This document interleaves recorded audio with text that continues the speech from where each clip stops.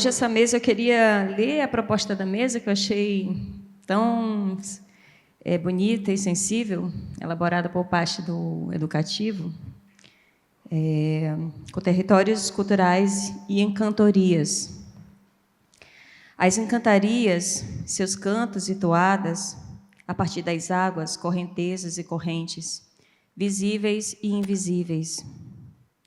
Os terreiros e os territórios culturais, maretórios, paisagens banhadas pelo mar, a água banhando mundos, entre as ilhas, a costa e o povo do fundo. A baixada, grande planície alagada, paisagem aquática com seus seres, bichos, divinações e divindade das águas. A imaginação sensível sobre o mar e a água doce, e as mirações de água na arte. Então, a partir desse ensejo, quero apresentar a nossa mesa. Eu vou fazer um pouco como fez Naira ontem, apresentando todos vocês. E, na sequência, eu passo a palavra, né? E a gente, no final, vamos fazer uma mediação e também abrir para as perguntas, tudo bem? Então, começar com Tiago Martins de Mello. Artista visual e mestre em psicologia, seu trabalho se desenvolve por meio da pintura, escultura, instalação, animação stop motion e da gravura. Sua linguagem visual conjuga diferentes meios em composições visualmente densas e com ênfase na pintura. O Yuri Firmeza, professor efetivo do curso de Cinema e Audiovisual da UFC, realiza atualmente doutorado em Arte Multimídia pela Universidade de Lisboa. Concluindo, né, Yuri? Organizou conjuntamente o seminário e o livro O Trabalho das Ruínas, Genealogias, Ficções e Remontagens, entre outras obras. Jandir Gonçalves, pesquisador no campo da cultura maranhense, foi consultor do Inventário Nacional de Referências Culturais do Complexo Cultural do Bumba Meu Boi e Tambor de Crioula, pelo IFAM. Recebeu o mérito cultural instituído através da UFMA em reconhecimento às contribuições culturais no Estado. E, por fim, Cláudio Costa iniciou sua caminhada como artista no final dos anos 70 em São Luís, com passagens por Brasília, Rio de Janeiro e São Paulo nos anos 80. A partir de 2000, organizou seus trabalhos artísticos em rotas, sob os títulos de Rota das Ilhas, Rota Mar, de Letras, Rota do Arquipélago de Maiaú. Então, vou passar a palavra para os nossos convidados, artistas. Obrigada. Eu sou a Jane Maciel, sou professora do Departamento de Comunicação Social da UFMA, onde também eu coordeno o Núcleo de Pesquisa e Produção de Imagem. E é com muito prazer que estou aqui para mediar essa roda de conversa. Obrigada. Queria dizer que é uma alegria estar aqui. São Luís é um lugar que eu vi muito e continuo vindo assim, há pelo menos 15 anos, com certa frequência. Então, para mim faz muito sentido estar aqui nessa conversa, que eu vou falar justamente de um filme que eu fiz em Alcântara, em 2014. E também é uma alegria que o evento seja promovido, né, pelo BNB, pelo Centro Cultural do BNB, pelo BNB, que é um espaço que em Fortaleza é incontornável quando você pensa a produção da geração da qual eu faço parte. É um espaço que Jaqueline Medeiros, né, dirigiu durante muito tempo e realmente é importantíssimo na cena, né, cultural de Fortaleza. Dizer também que é uma alegria estar aqui na companhia de vocês, com a mediação de Jane, ao lado aqui do Tiago, que eu conheço há muito tempo, né, e Cláudio e Jandir, que eu estou conhecendo hoje. E eu preparei para essa conversa de hoje, na verdade, eu revisitei o material produzido desde 2009, na minha primeira ida para Alcântara. E eu vou ler, eu não costumo fazer isso, mas eu vou ler partes dessas notas, dessas anotações que vieram, que antecederam o filme que está exposto no chão, né, que hoje eu acho que após a última mesa nós iremos, ao que me parece, né, ao chão, que é essa exposição que está aberta nesse espaço, né, que fica aqui próximo. Então, Essa fala, como já dito, né, é toda composta por pequenos fragmentos escritos entre 2009 e 2022. Boa parte deles, dos escritos, né, se deram em 2014, enquanto eu realizava um filme chamado Nada que está aqui, como dito, exposto no chão, né? E essa imagem que nós estamos vendo aqui são as notas de um desses cadernos, né, que me auxiliaram, vários caderninhos de notas, de pensamento de montagem, de uma espécie de roteiro, de notações, né, que conduziram, de certa forma, a feitura desse filme. É uma espécie de diário de bordo, né, já que o filme foi feito de forma processual, praticamente sem roteiro, mas que, relendo hoje esses fragmentos, voltando a esses caderninhos, eu experienciei uma espécie de retorno a Alcântara e retorno ao São Luís, através desses textos, e fui brincando um pouco de navegar pelo Google Maps, como vocês vão ver algumas imagens aqui, nessa retomada de uma memória da feitura desse filme. Numa espécie de montagem anacrônica entre os textos antigos, os primeiros deles de 2009, e os textos mais recentes, o último deles de 2022. De 2022, porque em 2022 eu participei de uma residência artística na ilha de Açores, né, no arquipélago de Açores, mas na ilha de São Miguel. E a minha ida para essa residência tinha muito a ver com a festa do Divino, né? Porque todo mundo sabe que os açorianos, né, chegam aqui, né, enfim, influenciam culturalmente a culinária, os festejos, e etc., de Alcântara, né, e de várias regiões, na verdade, do Brasil. Então, eu fui para essa residência nos Açores, né, também por conta de duas festas, a festa do Divino Espírito Santo e as Cavalhadas de São Pedro. E foi lá que me fez voltar a pensar, né, eu estando em 2022 em Alcântara, nos Açores, me fez voltar a pensar em Alcântara. E me fez pensar também em uma frase de um amigo, professor de dança da UFRJ, o Felipe Ribeiro, que diz que a inteligência do Brasil é a festa. Então, vou começar a ler esses fragmentos, numa espécie de montagem aqui, entre esses caderninhos. Começo pelo fragmento mais recente, o fragmento de 2022, quando estava nos Açores. São Miguel, Ilha de São Miguel, Açores, julho de 2022. A festa do Divino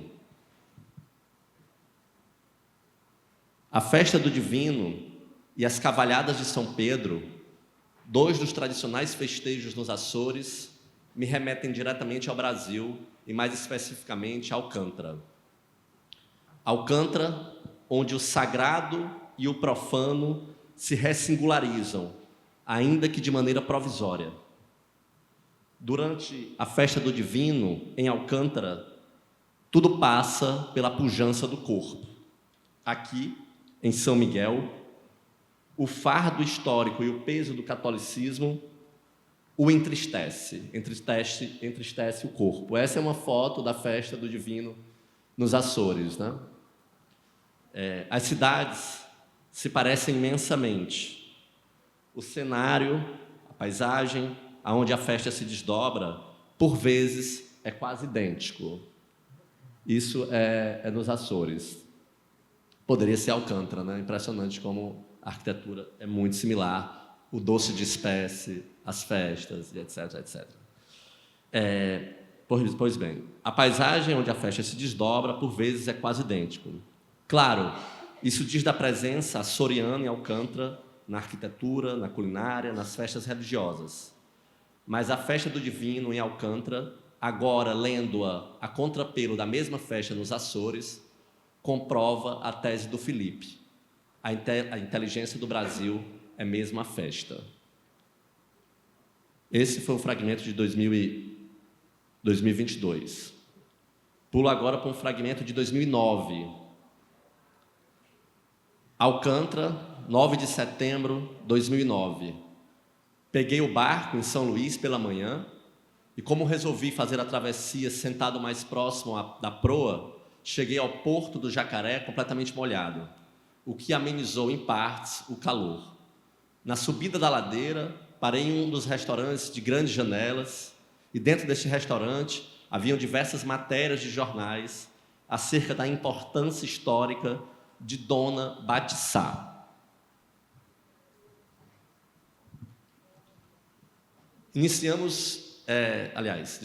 Para minha surpresa, ela mesma, a Dona Batissá, me atende. Iniciamos uma conversa enquanto variávamos entre a cerveja, a cachaça e o licor. Dona Batissá, com mais de 80 anos, me falava da história de Alcântara, do preparo do doce de espécie, das caixeiras, do centro de lançamento de Alcântara e dos quilombos. Foi o primeiro e incontornável encontro em Alcântara. Saí do restaurante já quase anoitecer e cambaleante. Terceiro fragmento. Alcântara, 11 de setembro de 2009. Antes de ontem, quando estive com Dona Batissá, fiz uma série de fotografias dos jornais e recortes de revistas que falam de Batissá, uma memória viva de Alcântara. Em um dos jornais fotografados, tem uma pequena nota acerca de um livro do poeta José Chagas. O livro se chama Alcântara, Negociação do Azul ou A Castração dos Anjos. A nota informa que o livro é construído com um grande poema de 323 páginas sobre Alcântara. Diz ainda que o poema é dividido em duas partes. A primeira queda, o tempo, a segunda queda, o espaço. Nota: procurar o livro quando retornar à Fortaleza. Procurar o livro quando retornar à Fortaleza. O tempo e o espaço. Como filmar o emaranhado temporal próprio a Alcântara. Quarto fragmento. Fortaleza, 20 de setembro de 2009. Consegui localizar um único exemplar do livro do poeta José Chagas. Por ser único, ele não pode ser retirado da biblioteca. Estou lendo aos saltos. Na página 173, ele diz: Alcântara não é substantivo, é verbo, ação, movimento de memória, dinâmica de sentimentos, gerando emoções e girando sempre em torno de um fuso que fia o passado e enovela um futuro. Mais à frente, em outro momento do mesmo poema, ele diz: tanto de cal, tanto de azulejo durou a vida, que afinal a cidade secou, e caminham sobre a cidade a sua morte. Fantasmas que se espantam de si mesmos, sombras que crescem alimentadas de silêncio e engordadas de silêncio.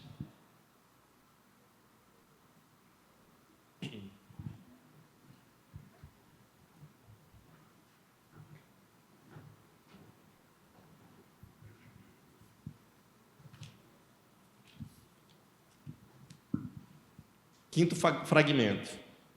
Alcântara, julho de 2014.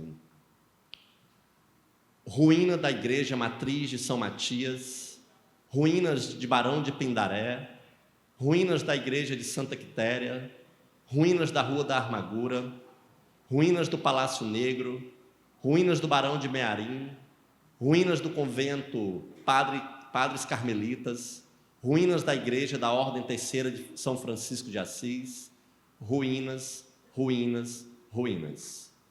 Como pensar um projeto, um trabalho, um filme que não performe o arruinamento do lugar?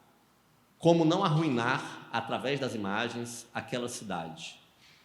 Como escapar da armadilha que pensa Alcântara como uma cidade morta? Por fim, como lidar com a história um tanto anedótica da espera por Dom Pedro II e a disputa gerada entre o Barão de Pindaré e o Barão de Mearim, com o intuito de construírem o maior palacete que receberia Dom Pedro II. Dom Pedro II, uma espécie de Godot, personagem beckettiano, que nunca chega, e os palacetes, para ele erguidos, findam-se arruinados. É impossível não pensar em Walter Benjamin quando nos alerta para a superação do conceito de progresso e do conceito de épocas de decadência. Para ele, apenas duas chaves de uma mesma moeda. E ainda nessa chave um tanto acadêmica, eu me pergunto se seria pertinente aproximar Alcântara de uma língua morta, tal como faz Agamben, Giorgio Agamben, ao afirmar que Veneza, o emblema da modernidade, é uma língua morta, espectral, a qual não podemos falar, mas que, ao seu modo, freme, acena e sussurra. A quem fala uma língua morta? A quem se direciona o espectro da língua? Perguntas do Agamben, né? Não seria o centro de lançamento de Alcântara a sua maior ruína?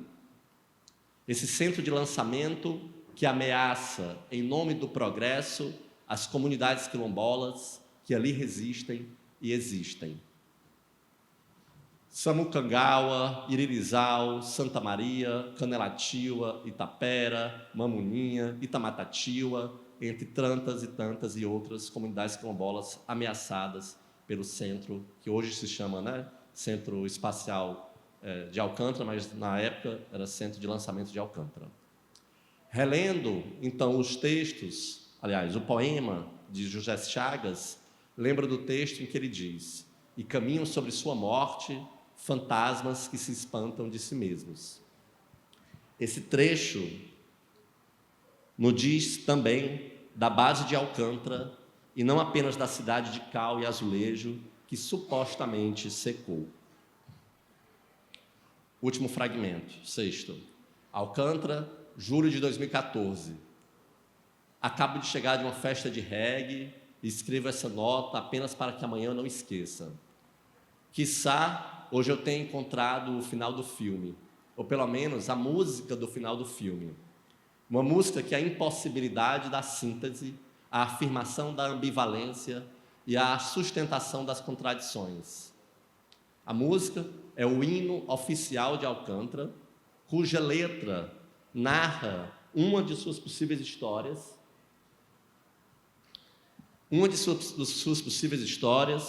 aqui tocada no ritmo de reggae. Todo mundo dançando, inclusive eu, enquanto o DJ interrompe a dança e interrompe a música e diz: só para machucar. Ontem na festa, não sei se vocês lembram, teve tal hora que a DJ colocou o começo da música e parece que levantou a agulha, no caso não era um vinil, né? E fala só para machucar, e retorna. Isso é incrível, né? Porque quando todo mundo está começando a dançar, tem essa... E, enfim, e depois soltava o som e deixava a música seguir. E, consequentemente, a dança também seguia. Os corpos colados, a pista cheia, a fumaça, os hinos, o hino, os rostos sorridentes, o grave do baixo vibrando no peito devido ao paredão de som, os corpos em festa. Diante do estigma da cidade arruinada, cabe perguntar: arruinada por quem? Cabe perguntar também: para quem Alcântara é uma cidade arruinada?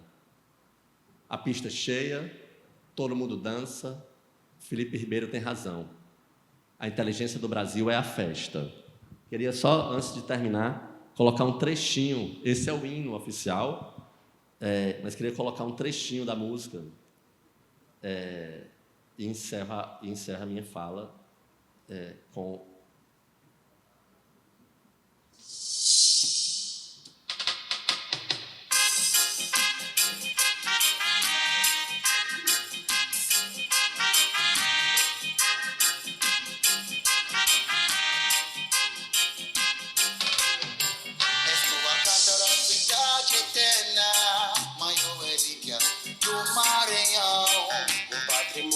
Valor histórico a refletir em toda a nação. Tu que nasceste com o privilégio de seres a capital primeira. De frente à Baía de São Marcos, monumento na terra das palmeiras. Sobram ruínas dos tempos coloniais. Esse é o tempo que de ti não resta mais. Mas brilham arte e azulejos teu destino. São revividos na festa do divino. Taputepera fui um marco dessa história. Luz estandarte ainda dona tua glória. Nesta orgia de 1000 velas pelos mares, formando coro de tão místicos cantares. Os teus sobradões, o teu pelourinho, desfraldando no silêncio os rumores do teu ninho. Oh, que emoção, Alcântara tão amada, Portentoso rincão de culturas consagradas. É isso, gente. Muito obrigado.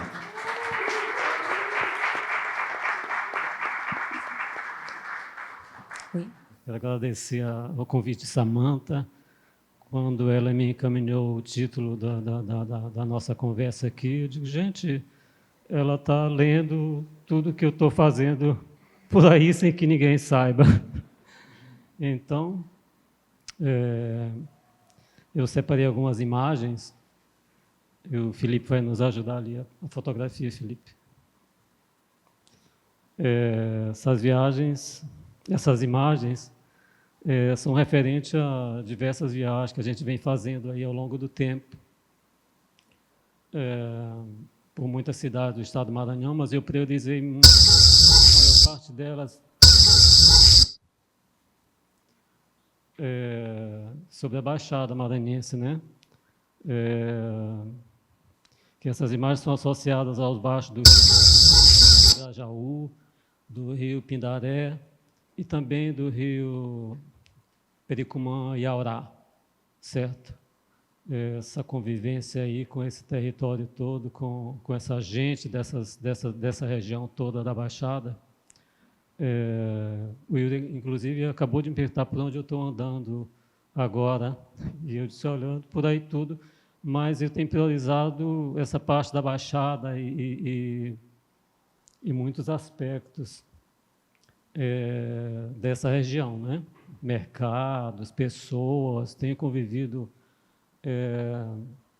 com muita gente ao longo do tempo, pessoas que já partiram há muitos anos. Então, eu separei uma parte das águas, né? Dessa convivência com as águas, da convivência com as pessoas em cima das águas, dessa parte também da Poaca, do Balcedo e, por fim, do Salgado aqui, uma imagem só lá no final, do Salgado aqui em São Luís mesmo, certo? Essa imagem é de um terreiro lá do Antônio Trepa, em Pindaré-Mirim, que não é Baixada, mas que faz a gente pensar muitas coisas. Eu chamei ela de Boa Noite, não, Bons Sonhos, né? O rapaz dormiu lá, e é a forma de que quando cada um de nós vê a mesma coisa. O Kazumba, por exemplo, que é um assunto que eu tenho explorado um tanto, inclusive porque há uma repetição do que é o Kazumba aqui em São Luís, e essa repetição ela não acrescenta muitas outras informações sobre o Kazumba, né? Então, aí a gente vê a pedra de Itacolomi, por exemplo, que, na verdade, a imagem remete àquela marca da manteiga Itacolomi, que não seria pela Itacolomi aqui em Alcântara, né? Mas que é o jeito que o pintor, que o desenhista imaginou que fosse a pedra Itacolomi, com essa referência da marca da manteiga, né? E o que está lá, né? O que está lá nessa pedra, Princesa Toreirinha, Rei da Bandeira e muitas outras coisas que a gente nem imagina. Ele imagina esse homem cobra com a cabeça de medusa. Então, eu me permito também criar essas imaginações como forma de enxergar e de conviver com pessoas na Baixada. Felipe, por favor, o primeiro vídeo. Então, esse vídeo que segue, bota já lá pelo meio. de uma convivência que a gente está tendo aí com vários casumbas por muitos municípios da Baixada.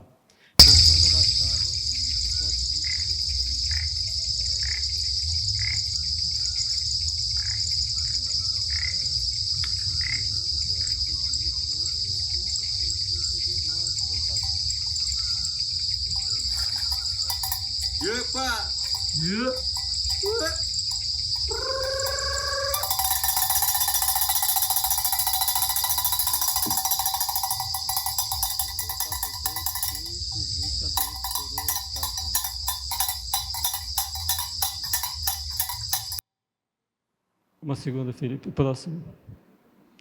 Isso é uma ficção, isso não existe, mas é uma forma de a gente criar laço com a pessoa e conviver.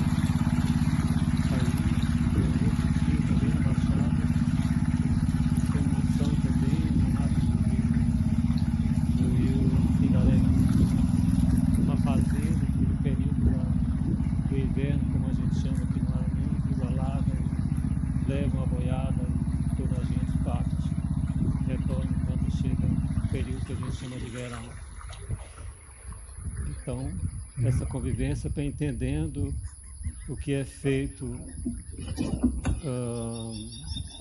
para chegar aí, quando estava um tanto próximo da casa, eu disse, vamos chegar na casa para o barqueiro, que é inclusive um casumba, Jorge, que é o chefe das casumba lá do Mataboi. Ele disse, não, deixa passar esse balcedo. E aí a gente vai entendendo o território por conta dessa convivência. Quando eles deixam passar o bacedo, esse mato que vem, que ele não podia atravessar na frente, porque ele ia enrolar na hélice e tal. Então, ele fez a volta, passou da casa e retornou.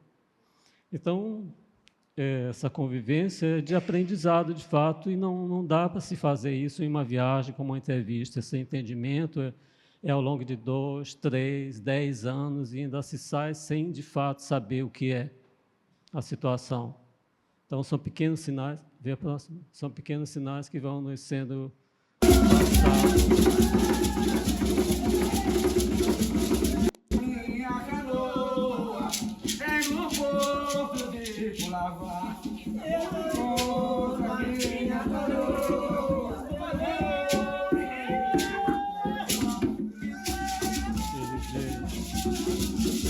Ele diz, se tu quer morar do meu remanso,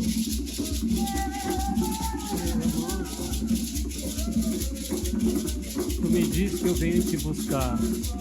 Eu encosto a canoa no porto de tu lavar. Então, aí é para a gente entender que ele está falando de geografia, está falando de remanso, e aí o que é o remanso? É botar para 1, para 2, para 3, para 10, que é um ponto ou mais que vai aprendendo.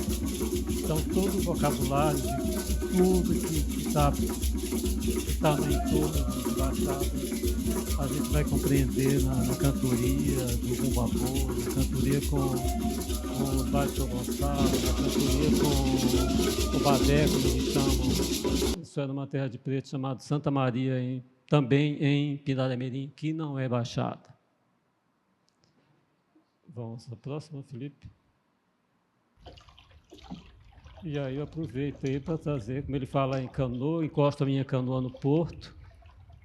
Pela imagem dá para a gente saber que é verão, o que a gente chama de verão no Maranhão.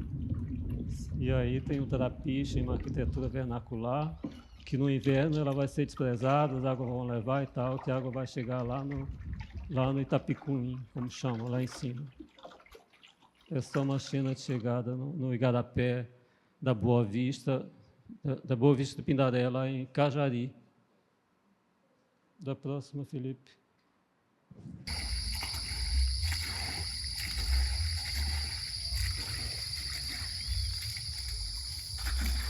Aí ele está desalagando a canoa, está tirando água da canoa, como chama.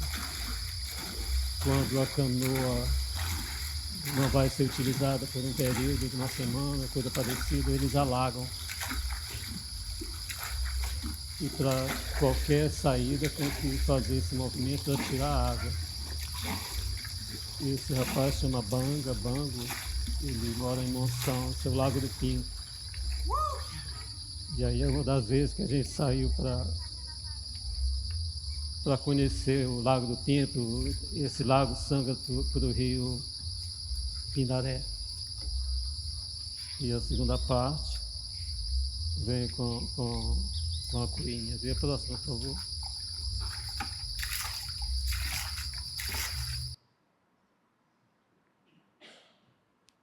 Onde? Foi, eu já vi ele soltar. Foi. Onde? Onde? Aonde? Aqui, todo aqui no Rio. Vamos lá em Colai, como é esse? Colai Pimentel? Colai Pimentel. Eu tava nesse lugar. Já vi muito, ele Que soltou. está lá na polpa é o Jorge, que é o chefe dos Cazumba, de uma terra de preto chamada Mata-Boi, Moção. De bater, ele para. Na frente ao Banga. Lá nessa correnteza aqui. Às vezes saiu uma tarde inteira de conversa. Bater todo tempo. Na hora que para de bater, E aí eles estão comentando sobre as mortes boas da soltura propriamente, que é soltar o boi na água. Quando falta alguma coisa lá no negócio da promessa, o boi não vai também, fica parado. Se ele sair, a pessoa tira alguma coisa lá dele, lá ele para. Logo que tirar, lá ele fica. Verdade. Ele vai. Ele não segue jeito nenhum. Já vi muito eles fazendo isso. É que eu tô dizendo que é Cazumba, velho? Já tava entendendo. Nego Chico, o que tu tá fazendo? Nego Chico, o que tu tá fazendo? Assando castanha, quebrando e comendo. Assando castanha, quebrando e comendo. Nego Chico, que profissão é a tua? Nego Chico, que profissão é a tua? É bebendo cachaça e caindo na rua. Bebendo cachaça e caindo na rua. Eita, pô, esse é o nosso Maranhão, essa é a nossa cultura.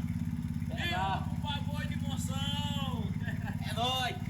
Junto e misturado. Viva a turma do Mata-Boi, é nóis! Isso é um dos versos do Cazumba, né? Isso aí é um dos versos do Cazumba. Do Caçumba. Eu tava brincando com ele na noite de São João. A Maia disparou meu amo, fez um rombo no coração. Eu tava brincando com ele, eu não queria matar. A Maia disparou meu amo, fez um rombo na pá. Oh, a Maia disparou meu amo, fez um rombo na pá. Então, uma convivência dessa, eu acho que é bem importante, porque a gente vai firmando informações, vai entendendo que o Cazumba tem outro entendimento em outros municípios, e aí quando a gente vai num outro, a gente já vai entender que não é igual a São Luís, já não é igual a Monção, e assim por diante. Isso pensando nos 21 municípios da Baixada Maranhense propriamente. Quer dizer, nem todos os municípios, tem uns 4 que não têm esse ritmo de Bumba-Boi, do que a gente chama aqui de sotaque da Baixada, e que lá não são os mesmos ritmos que batem aqui. Próximo. Aí é o mesmo lago, Lago do Pinto. Não foi naquele dia, mas é a mesma situação. Essa careta, essa coroa, como ele chama lá, é uma homenagem para o pai dele, que era um patrão de Bumba-Boi e faleceu. Tem escrito Eternas Saudades. E aí, nesse ano, que foi este ano, 2024, ele pagou uma promessa do pai dele de fazer uma boiada.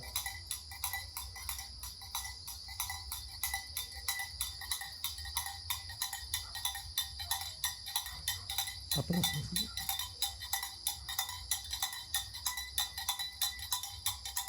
A próxima.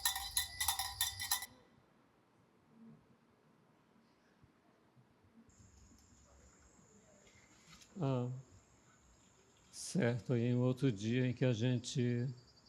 Pode colocar um pouco mais para frente. A gente trilhou lá pelo Rio e Pindaré e chegou num lugar que achou que era interessante fazer umas imagens.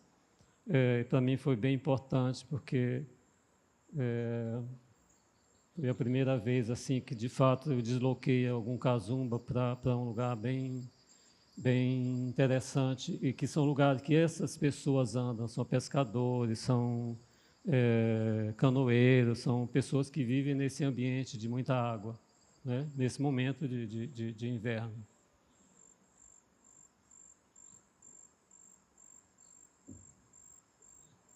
E aí, assim, vai chegando na canoa, que árvore é essa? É fulana de tal. E esse matinho, isso é capim de barba de bode. E se vai entendendo a geografia, a fauna, a flora e tal. Próximo.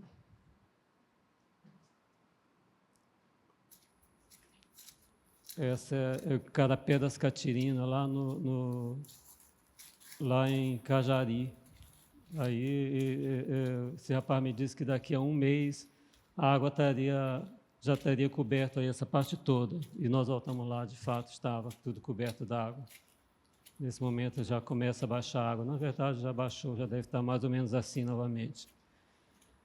E aí a gente vai entendendo também o bordado, que é feito por uma pessoa de Matinha, esse queixo, que é feito por uma pessoa de Monção, e assim por diante. Próximo.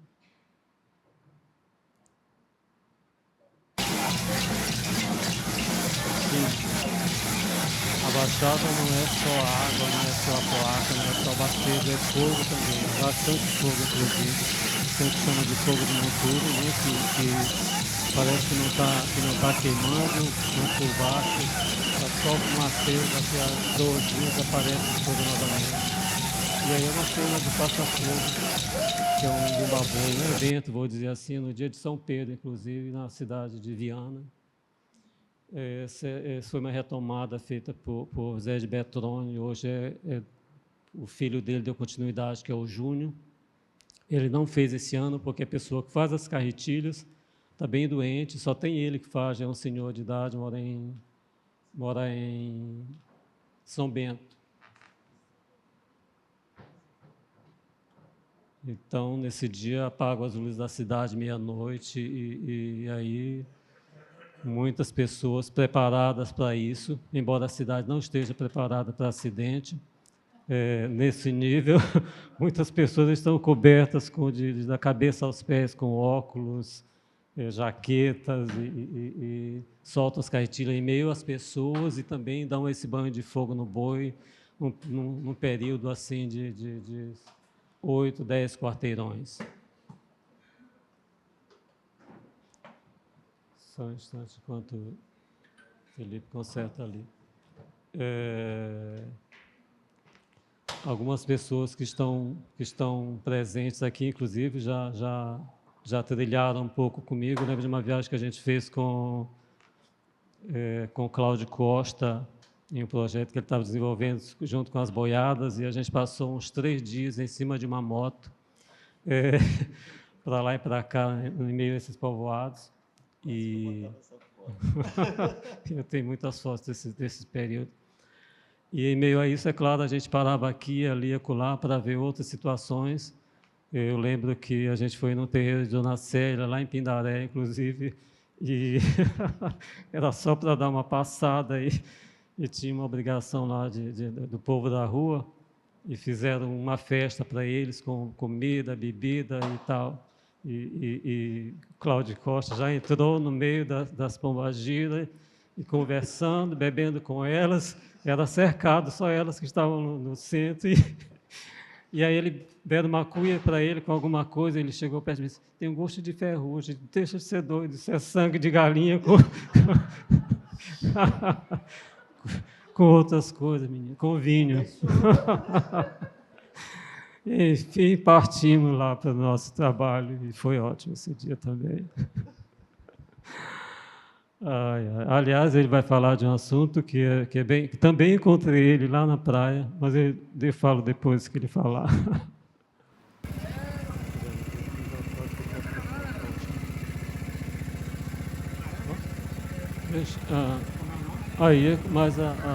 Vamos passar para uma outra etapa agora, que são as pessoas. Aí, seguindo para um badé, como eles chamam, numa canoa com eram 12, 13 pessoas, uma viagem assim de 2 horas mais ou menos, saindo de Cajari, passando pelo Rio, Maracu, Rio, Pindaré e entrando nos campos para chegar nesse povoado. Só se chega embarcado, que é o São José. É uma terra de preto lá, bem famosa. A próxima. Bom, gente, tem outras imagens também dessa mesma região. mas eu finalizo aqui, porque o tempo já tá estourado, né? Fazendo um comentário de que nós não conhecemos o Maranhão, de que nós não conhecemos nem a Baixada Maranhense. No momento em que a gente diz que Cururupu é Baixada, que Cedral é Baixada, que Alcântara é Baixada, é um pouquinho complicado, né? E a gente ignora outros municípios da Baixada, como Bela Vista, como Conceição do Lago Açu, que nem se ouve falar, nem se sabe lá que tem Bumba-Boi com Cazumba e tal. Então, acho que a gente precisa, é necessário que a gente atravesse, digo mais uma vez, estou sempre dizendo, é necessário que a gente atravesse a ponte para conhecer o Maranhão de fato. Parabéns para a Luísa, que vai fazer uma viagem dessas agora no próximo mês, uma primeira viagem. E é isso. Maravilha.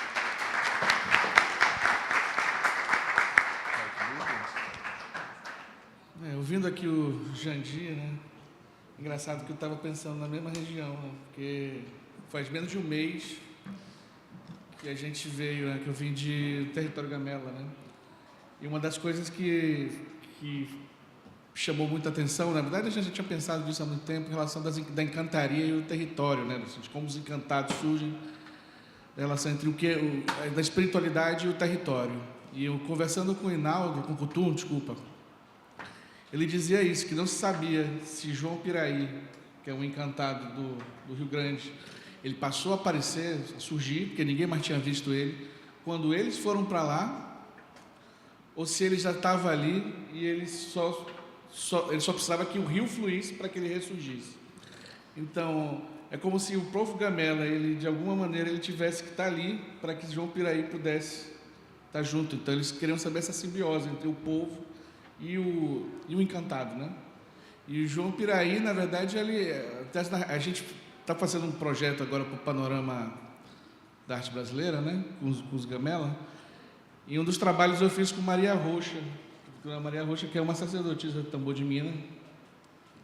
E ela desenhou o João Piraí, né? Para explicar quem era João Piraí, que era essa entidade. É um metamorfo, né? É um espírito do rio, e que várias histórias se manifestam às vezes como um sapo, se manifesta às vezes como peixes, batidas na água. Ele faz com que os peixes não apareçam se você for desrespeitoso. Ele aparece às vezes como uma mulher, como um homem, e ele chegou a incorporar um período. E é interessante porque os encantados do Maranhão, muitos deles já tiveram vida, né? Já tiveram alguma relação como um egum mesmo, como um morto que se deificou de alguma maneira como encantado. E João Piraí é um espírito da natureza, basicamente, né? Eu fico pensando um pouco como é que a gente está vivendo hoje nas ruínas do mundo ocidental, né? Nas ruínas do secularismo ocidentalista, que matou e tentou matar a alma do mundo, né? A gente pensa nisso. A gente finalmente aqui no Brasil já se vê, já entende que nós não fazemos parte desse mundo ocidental. Nós somos ocidentais geográficos, mas não culturais. E cada vez mais a gente vê menos vergonha, menos medo de falar de espiritualidade, de falar desse mundo invisível que habita nesse território de grande caos, que é as Américas, que são os estados colonizados, né? E hoje, vindo, né, de São Paulo, onde eu estou morando, e voltando a São Luís, eu sempre tenho a intenção que eu estou voltando para um lugar onde existe um outro mundo invisível. Tipo assim, existe essa cidade, existe várias outras cidades que estão aqui, agora. Quando eu estava, acho que uns 23 anos atrás, eu tenho 42 anos. Há 23 anos, eu fui convidado para ir. Eu ia muito em festa de caboclo e tal. Eu lembro que o seu Birajara me convidou para ir para São José de Ibamar, acho que uma festa de caboclo cearense, incorporando. Eu lembro de eu ficar muito curioso com as geografias, né, espirituais, vamos dizer assim. Eu lembro dele apontar e dizer: olha, ali é mar, mas ali não é mar, ali tem uma aldeia ali. E aí ele começava a falar dos amigos dele e tal. Quer dizer, aquele lugar que eu via como mar, na verdade, ali não era mar. Do outro lado, na outra dimensão, onde esses espíritos se comunicam conosco, ali é uma cidade, ali não tem água. E eu lembro que o próprio James, que hoje é esse Pai Santo, ele o pai dele era pescador, ele contava essas histórias quando ele estava passando perto dos castelos, de como recebia pedradas, como existiam gente jogando pedra do nada no meio do rio. Quer dizer, esse é o tipo de coisa que o Maranhão tem, mas não é só o Maranhão. Nordeste, mas parte do Norte tem muito, né? O Pará tem muito, né? Existe muita encantaria no Pará, por exemplo, e maranhense no Pará, né? E eu me recordo muito assim de como ser artista num período onde a arte brasileira passou por um momento, digamos, de negação da sua própria, daquilo que seria a sua própria identidade, assim, parecia que existia um desligamento entre o que você é geograficamente e aqui as questões formais. Era como se, para se ser algum artista, acho que nos anos 80, 90, tinha muito isso, de você ser um artista puramente formal, ou de que algumas narrativas, ou que mesmo a narrativa estava meio que excluída de uma certa aceitação institucional.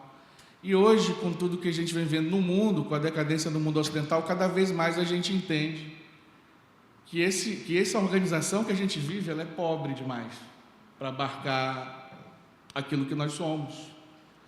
E que nós nunca vamos nos entender, de fato, enquanto a gente continuar ocidentalizado, a gente continuar achando que Estados Unidos é o bastião da liberdade, da democracia, que a Europa é o grande modelo, porque não é. As grandes civilizações foram destruídas, boas partes delas. Esse é mais um império que vai ser destruído, e muito recente. A gente vive hoje a queda do mundo neoliberal. A gente vive isso agora, economicamente, de todas as formas. E essa nova reconfiguração multipolar, ela já é real hoje. E assim como também é real que novos mundos agora vão surgir. Fronteiras vão surgir, infelizmente. Assim como o sincretismo que a gente vive, foi uma ferramenta usada para sobreviver, boa parte da sua espiritualidade escondida em máscaras do opressor, mas também foi uma grande força que vai se manter hoje. Por exemplo, a gente sabe que Ogum não é São Jorge. A gente sabe que Exu não é o diabo. Mas muitas vezes Exu teve que ser o diabo para que pudesse ser temido, para que as quimbandas não fossem ameaçadas, para que essas bandas não fossem ameaçadas. Então tinha que ter esse temor.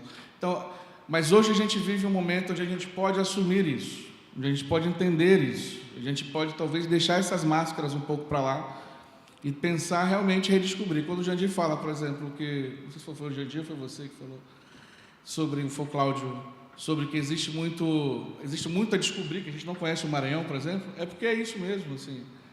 E a cada linha espiritual existem outras cidades e outros portais espirituais que estão rolando aí.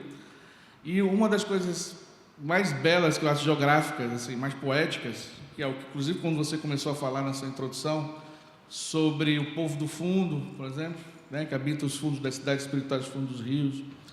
Quando a gente fala das embocaduras dos rios, né, da água salobra entre o rio e o mar, e essa ponte que é uma encantaria poderosa,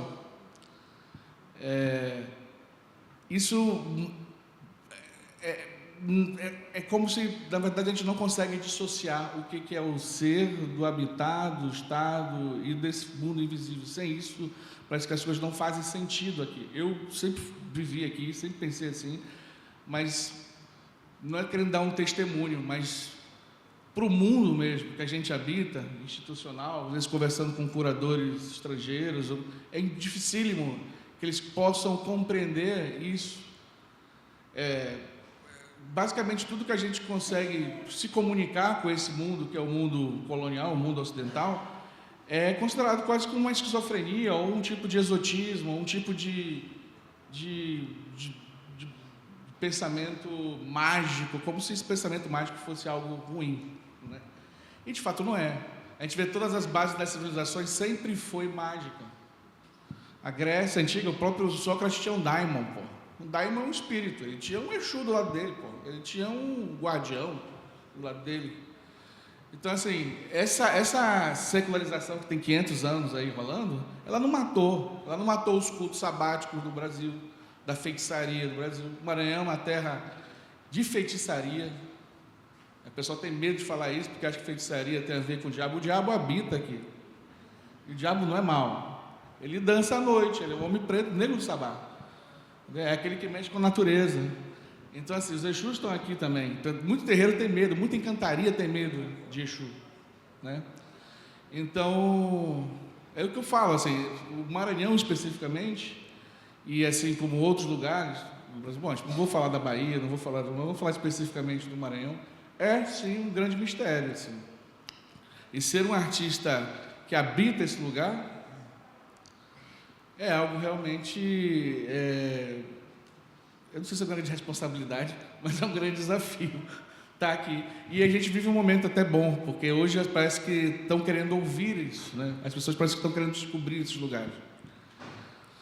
Eu não sei muito bem mais o que falar no meio disso, a não ser de manifestar meu descontentamento com a ordem mundial, de achar que a gente vai ter um novo período de trevas aí, que vai aumentar as fronteiras, mas que a gente vai ressurgir agora com mais força e com mais entendimento, porque a gente já não tem mais esse freio ocidental sobre nós, daqui a uns 50 anos.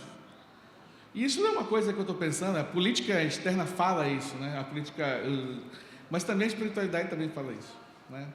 Então é isso, é se preparar para esse novo Aion que vai chegar aí, né? Não sei mais muito bem o que falar, vou passar para o Cláudio aqui, que ele tem...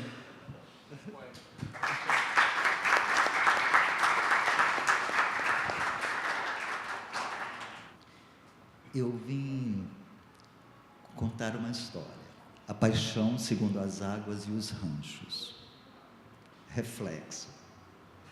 Bem, venho aqui buscar sua atenção, pois uma pequena história vou contar, uma história baseada em fatos reais. Eu mesmo vivi quase tudo, uma história de amizade, de amor, de companheirismo e mútuo aprendizado. E acontece entre um velho e solitário pescador e um artista visual em crise de meia-idade, buscando saídas para suas angústias.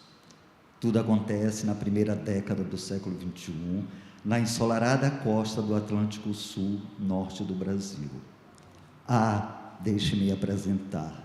Este que aqui vos narra é o Cláudio Costa, retratista forasteiro da praia de Outeiro.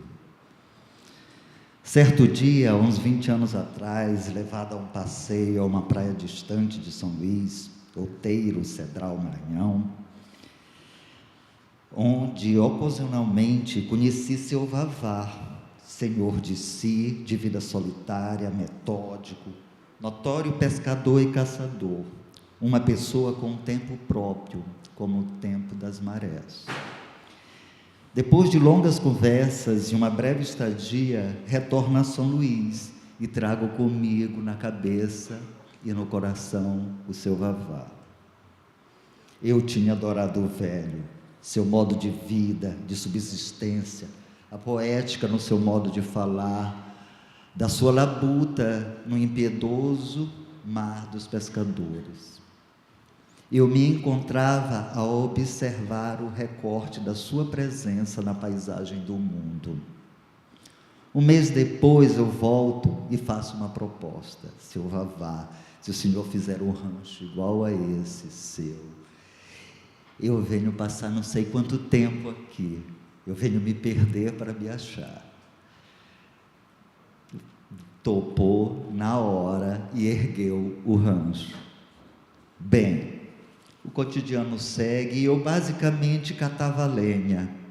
Não podia contribuir muito, o Vavá não deixava porque eu atrapalhava, enfim. E lá no rancho, eu tinha por hábitos anteriores, por minhas longas viagens, fotografar, e o meu fotógrafo, o meu retratista, ele era de um instrumento, a minha máquina era um instrumento para além do registro fotográfico, ela era um instrumento de acesso, de me colocar, de me doar, de ter gentileza com outras pessoas. Então, aquilo me fazia, quando eu fazia uma foto em um povoado, eu retornava, gravava a imagem, eu tinha essa pessoa em minha mente. Quando eu voltava, eu doava a foto. Chegando em Outeiro, a coisa tomou outro rumo. O próprio Vavá disse, você não pode dar, porque a primeira tentativa que eu dei foto, A pessoa disse, não, eu não quero, porque eu quero fotografar mais e eu não posso, você não pode ficar me dando. Isso ficava distante daqui de São Luís, eu mandava...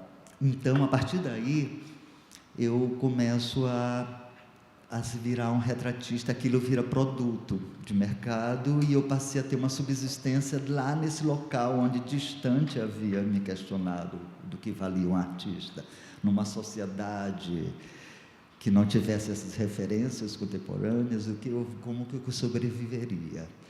E aí isso foi respondido com uma rapidez que eu fiquei impressionado. Tinha um fotógrafo lá chamado Branco, e aí eu fui conversar com ele e me explicar, e ele disse, não tem problema nenhum, você pode fazer suas fotos. Aí ele me botou na moto e foi caminhar pelos povoados comigo, passamos o dia nos povoados, me apresentando os seus clientes.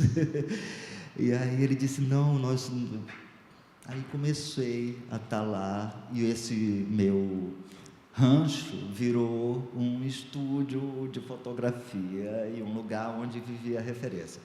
O barco passava uma vez por semana e trazia o filme, os rolinhos da foto analógica, e esses filmes voltavam no sábado, de manhã ou cedo, ou até 1, 2 horas da tarde. E geralmente tinha as pessoas esperando as fotos que eu tinha feito, ficava aquela história, aquele tumulto e tal, e isso tudo interferindo na vida do Vavá, que tinha uma outra vida pacata, era um homem que sobrevivia do ambiente, que tinha uma outra relação. Bem, passados os anos e de conhecer as histórias e as coisas, até me perdi aqui, não passei direito. Então, eu vou voltar aqui. Agora eu vou a um álbum. Desse material que eu fiz, há uns 6 meses mais ou menos, o Vavá me mandou uma mensagem dizendo que eu tinha um saco de fotos lá no rancho que ele tinha recolhido, porque o rancho com o tempo se desfez e tal. E aí ele me manda, e aí eu monto eu vou botar aqui um álbum de resíduos, onde eu pego toda a face, são resíduos de fotos, né? Aqui de um fotógrafo de foto 3x4, mas de gente da Baixada, né? E eu tinha o rancho escuro, e aí eu faço uma foto de dentro do rancho, como se fosse da caverna, onde a luz estaria por fora, e a minha vida, e o encontro, e as pessoas que eu teria que fazer, eu teria que sair desse obscuro. Esse álbum, eu misturo desenhos com fotos, né? E são fotos da face, do dia a dia, do cotidiano das pessoas, do trabalho. É muito interessante, esse senhor aqui me pediu a foto dele, e ele tinha um certo problema, e ele tinha uma certa vergonha, e ele não... Aí ele achava que ele não merecia ser fotografado, sabe? Tinha uma coisa assim que eu sentia nele. Aí eu fiz a foto dele, ele vindo na bicicleta. Aí ele parou, desceu e pediu e lançou esse sorriso que eu acho assim, a coisa mais linda, porque ele não tem assim, enfim.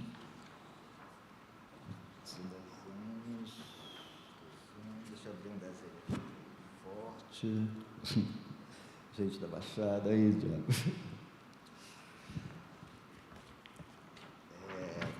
Aqui dá para mostrar mais. Então está esse cotidiano das pessoas, as fotos ficaram meio usadas, eu acho que elas melhoraram depois que pegaram uma umidade, um mofo, alguma coisa, um fungo. Ela mudou de cor, notei a diferença entre a digital e a analógica. A digital, ela descasca, e a analógica cria fungos. Bem interessante. Terreiros, enfim, a vida do Baixada se passando. Vou mostrar o Vavá aqui. São fotos das mais diversas.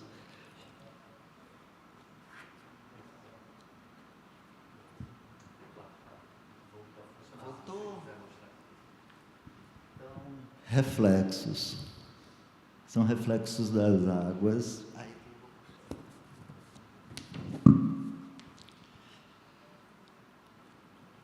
Pode passar primeiro.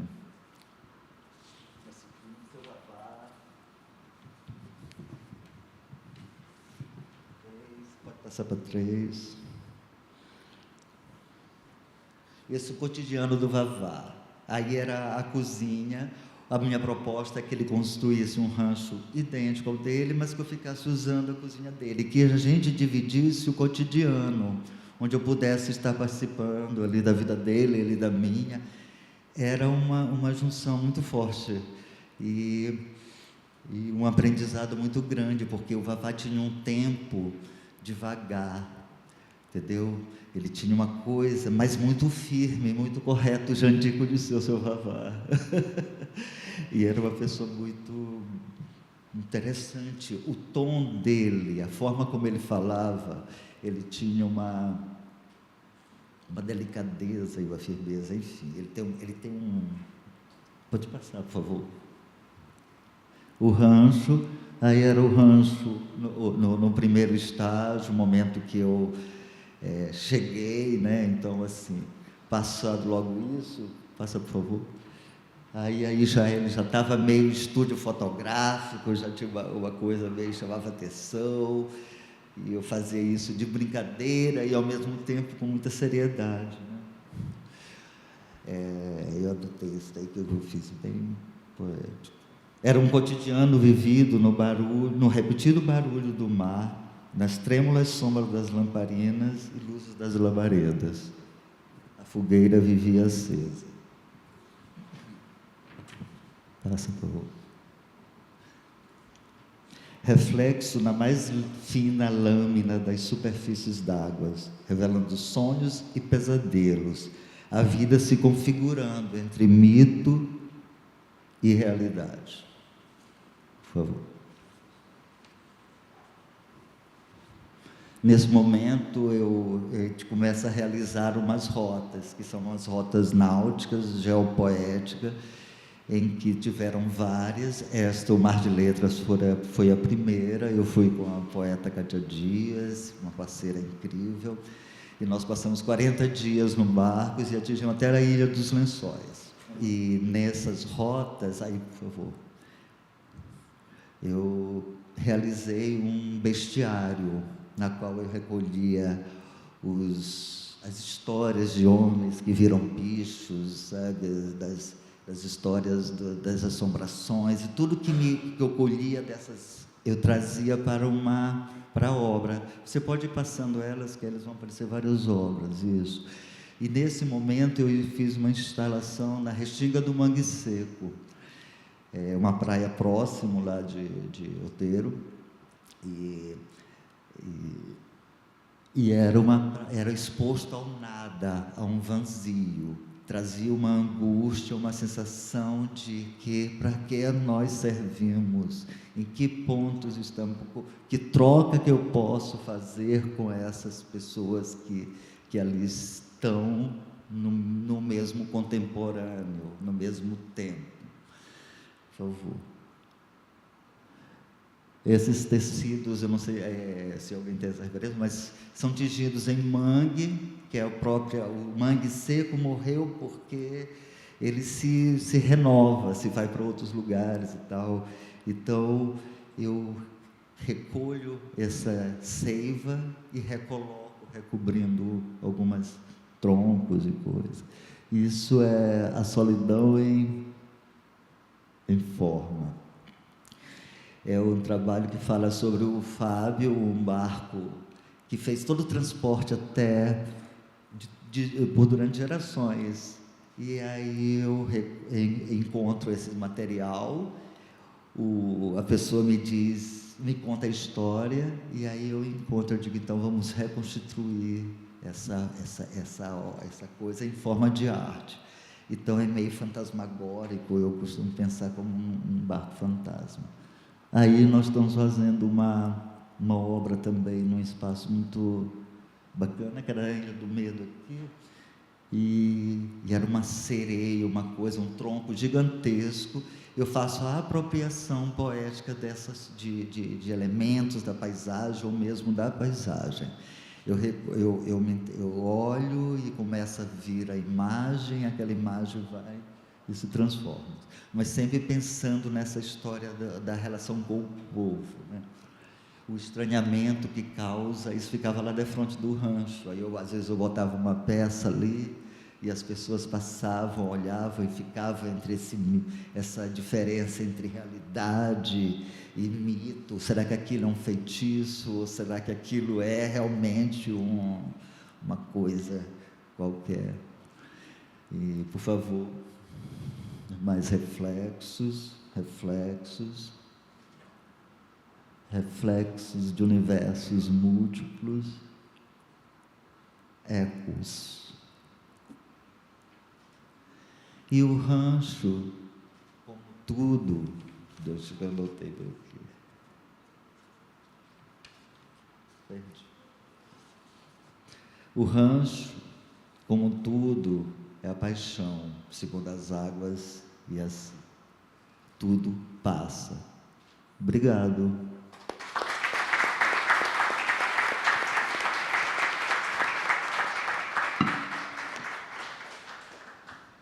Obrigada, Cláudio, Jandir, Tiago e Yuri, pelas falas.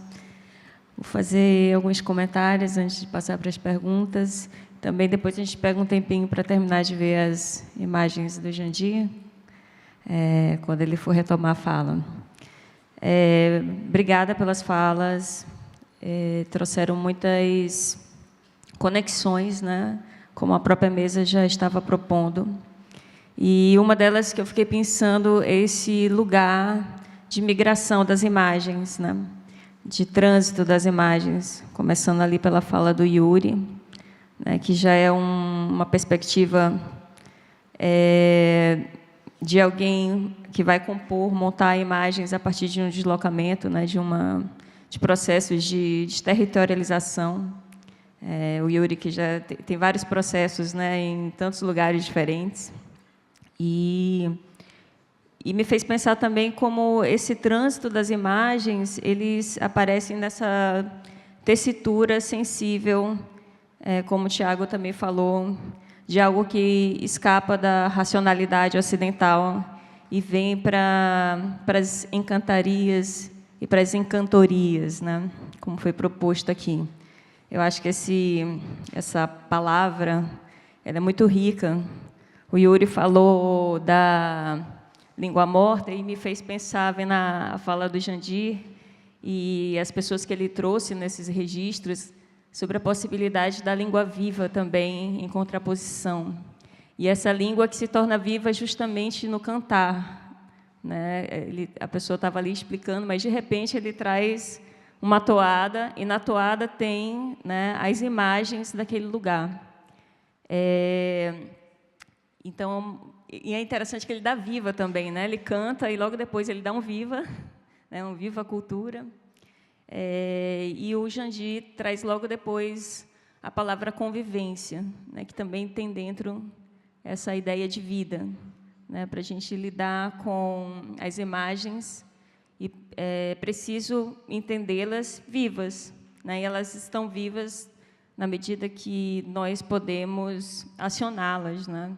Seja mentalmente, seja no universo assim, de inscrição das imagens. Eu acho que a gente estando aqui no âmbito de uma exposição, né, de uma mostra de arte contemporânea, a gente pensa muito nas inscrições dessas imagens em suportes, né? Enfim, com técnicas diversas.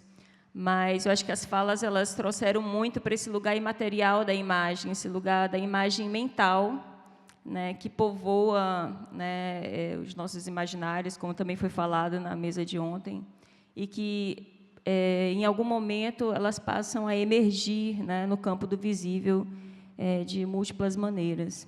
Então, esse lugar do Maranhão, concordo com o Tiago, é um lugar muito interessante para se pensar a arte a partir de uma perspectiva que cria uma fissura mesmo nos paradigmas da arte ocidental, né? Porque ele traz todo o vigor, a força e a energia que essas imagens que estão nas mentes e nos corpos, elas podem, de alguma maneira, criar forma, criar movimento em um trabalho, né?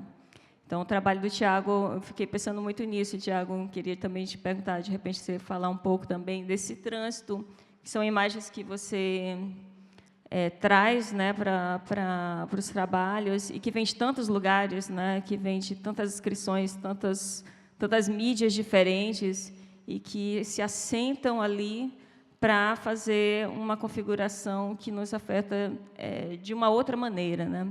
É diferente daquelas de onde elas partiram, né? Elas estão voando e de repente elas pousam para trazer uma outra coisa, fazer algo diferente em nós, né? E essa migração me fez pensar também nas imagens que o Jandir mostrou. Espero que ele continue ali a expor as restantes, porque me fez relembrar, né, essa diversidade dos desenhistas de terreiros, né, de barracões, das caretas, falaste das coroas, assim que chama também, né, das coroas, dos cazumbas, porque são imagens, como o próprio Jandir disse, né, que essas águas, elas estão permeando a vivência dessas pessoas, né, desde criança, como apareceu uma criancinha ali na proa do barco. Elas estão percorrendo esses rios, elas estão banhando no rio, elas estão convivendo com os alagados. E, para nós, talvez de fora, nos pareça, a gente caia nessa armadilha do olhar ocidental que vê com exotismo, essas imagens que parecem mitos, que parecem, enfim, entidades, mas algo que, como se elas não tivessem uma vida, e, de fato, elas têm, não apenas porque elas fazem parte, enfim, né, de toda uma configuração de um lugar mágico e religioso, né, mas porque elas estão realmente habitando esses mundos. O que o Tiago falou, né, o encantado que aparece porque se chegou até o local dele, ou ele está surgindo ali por algum outro motivo. Eu ouvi, um tempo atrás, a fala de uma colega antropóloga. Ela falou, em determinada pesquisa, que ela chamou a atenção a palavra inzivis, né, que era como as pessoas se designavam determinadas entidades, e eles estavam reclamando porque justamente a derrubada das matas estava fazendo com que desaparecessem esses civis. Então, tem essa inseparabilidade, né? essa impossibilidade de tratar o mundo, enfim, da cultura, o mundo da natureza e o mundo das imagens como coisas diferentes, quando, na verdade, eles estão o tempo inteiro transpassados. Então, eu queria pedir para Jandir, de repente, mostrar as demais imagens que ele não conseguiu mostrar por problemas técnicos, e comentar um pouco desses aparecimentos, né, dessas entidades e como aquela medusa, né, que vem de um lugar tão distante e acaba chegando ali na parede de um barracão. Acho que me parece um barracão de terreiro, né? Certo. Bom, então, agora eu falo como Cláudio. Um belo dia, eu estava lá no Outeiro, na praia do Outeiro, em Cedral, e passando na porta do rancho, e Cláudio apareceu totalmente pelado, com uma cesta na cabeça. Jandir! Meu Deus! E Vavá, esse pescador, ele realizava tudo que Cláudio imaginava, ele realizava. Ele dizia, Vavá, eu quero comer pato. Aí Vavá ia no mato caçar pato selvagem na beira da água, né? Isso já tem muitos anos, acho que mais de 30 anos, né?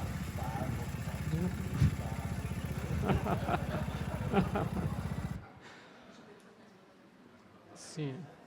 Então, esse é uma figura bem conhecida lá em Pablo, inclusive conhece, está aqui presente, de Monção.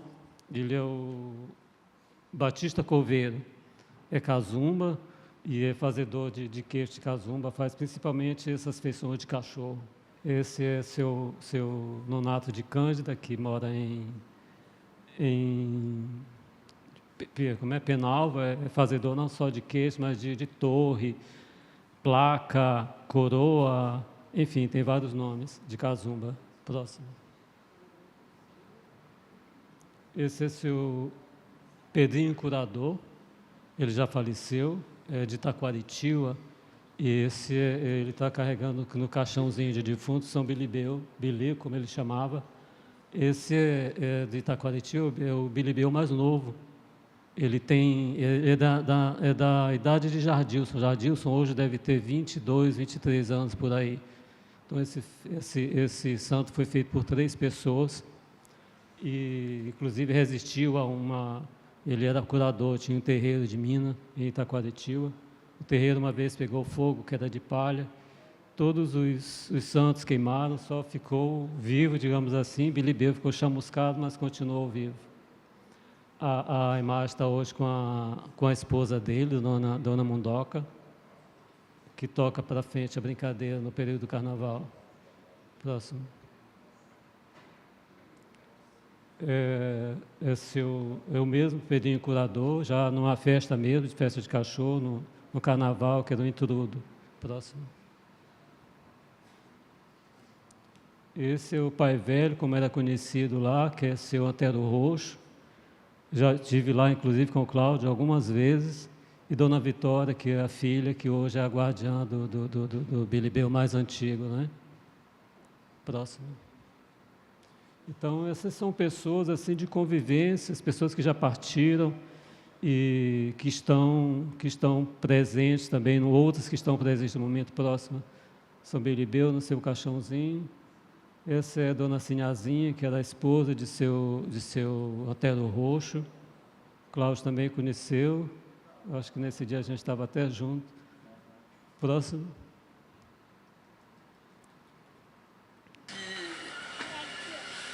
Eu já dei, tu vem na média do dia 4 São Babá, tirar retrato. Na festa do 4 São Babá, é no dia 4 mesmo. Mas antes disso eu passo aqui. Tá bem. Nós fazemos uma região de vento. Esse é o Pedro, o senhor, aqui...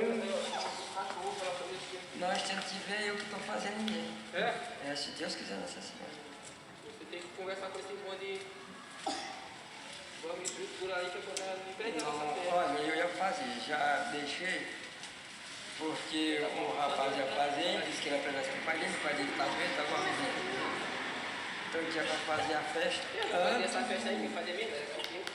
Seu Pedrinho Curador fazendo convite para ir para o tambor de Santa Bárbara. E depois ele comenta, alguém pergunta sobre quem vai fazer Bilibeu aquele ano, ele diz que a promessa era dele, que a pessoa que ia fazer não vai mais fazer e que ele iria dar continuidade naquele ano. Essa é uma senhora que está saindo de canoa, eu não conheço, mas com certeza um dia irei na casa dela, mora sozinha. Estou falando da convivência futura, provavelmente, se a gente vivo estiver, né? Ela está partindo lá, ela mora na beira do rio Pindaré-Mirim, sozinha, num rancho que fica a uns 4, 5 quilômetros distante de Monção. Eu não sei o nome dela de cabeça, mas tenho anotado. Um dia nós vamos lá.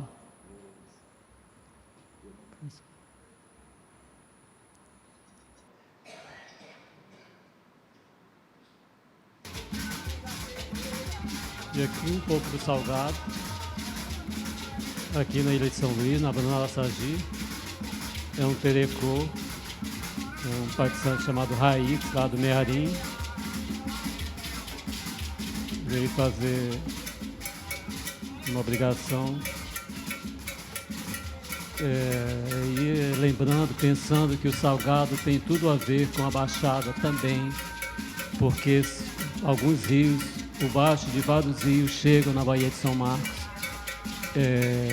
Vários desses rios, inclusive Pindaré, ele é uma maré perdida lá em Vitória, lá em Arari. O rio Maracu é uma maré perdida também, o salgado que empurra, enquanto a maré cheia, digamos, aqui, maré cheia, pré-mar está 9 da manhã, ela vai estar pré-amar lá, digamos, 5 da tarde. Então, por isso que é uma maré perdida, que não corresponde ao mesmo horário. Bom, essa era a última imagem. No momento em que eu iria falar de fato que a gente precisa conhecer o Maranhão, que é nosso bem desconhecido. Por mais que se ande, esse é o rio Maracu. Ele sai do Lago Aquiri, em Viana, e desemboca no rio, como se fosse um canal, desemboca no rio Pindaré. Ele passa na sede de Cajari, fica bem próximo de Cajari até o Pindaré, são cerca de 20 minutos estourando, numa embarcação, numa canoa comum com motor, rabeta, como eles chamam. Então, foram essas as imagens que eu trouxe para a gente refletir um pouco sobre o que é a Baixada, que não é só água, embora eu tenha trazido mais coisa de água. A Baixada é muito poaca no período é o tempo que eles usam lá, que é uma poeira vermelha que toma conta de absolutamente tudo, né? As cidades estão crescendo desorganizadamente, os esgotos, tudo está chegando, a ocupação, então a gente vai aterrando o que vai ser daqui a 50 anos da Baixada, né? Obrigada, Xandinho.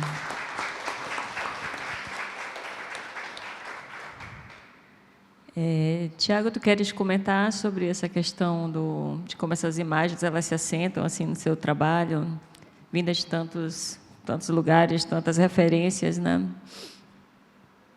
Isso, de repente, trazendo especialmente aí para essas entidades que sempre estão representadas também. Bom, para falar basicamente tem que falar da mesma influência de pintura para falar sobre isso, né? Não é nada novo, né?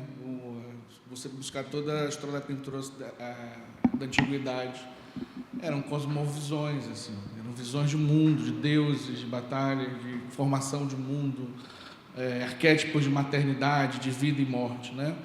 Isso tudo foi sendo, né, com o secularismo, isso foi acabando, né? E o que acontece quando você vê, por exemplo, os rituais de Bumba-Boi ou de qualquer outro ritual que você encontra esses ritos aí, né? Esses símbolos universais, eles estão presentes, né? A humanidade, ela nunca escapa do culto ao sol, ao culto à serpente, algumas coisas que são comuns. Essa mesma ilha tem uma serpente ao redor, como um mito, por exemplo, né?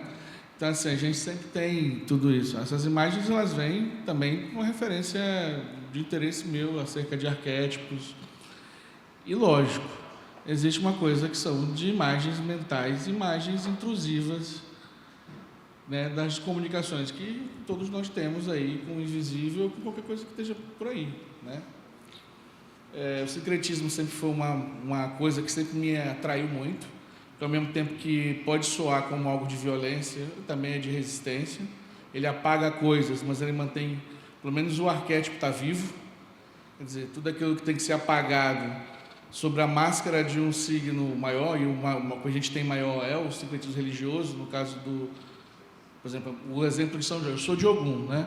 Mas São Jorge é um símbolo, né? A gente sabe que não tem uma relação direta com o orixá, com a energia desse orixá, mas existe um arquétipo de guerreiro, ou existe um arquétipo do ferro, né?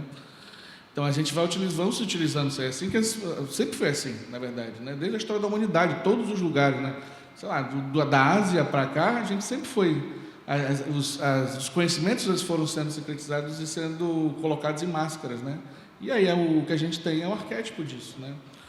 Eu não me vejo nada, é difícil falar nada especial nisso, mas eu vejo que eu estou apenas replicando o que muita gente antes de mim fez, e a diferença principal é porque a gente vive dentro de um setor muito pequeno da linguagem, que é a arte contemporânea, ou a pintura contemporânea, que é basicamente ocidentalista, né? Ela não tem outra origem, assim, o que a gente conhece sobre pintura hoje, por mais que a gente tenha todo um mundo inteiro pintando, quando a gente fala de arte contemporânea, pintura contemporânea, a gente está falando de uma tradição que tem aí basicamente 500 anos, especificamente, o óleo sobre tela e algumas coisas, e uma experiência moderna, que a gente tem aí também, que tenta esvaziar esses conteúdos né? E focar-se basicamente no que é, não ontogênese da coisa, no que é a linguagem em si.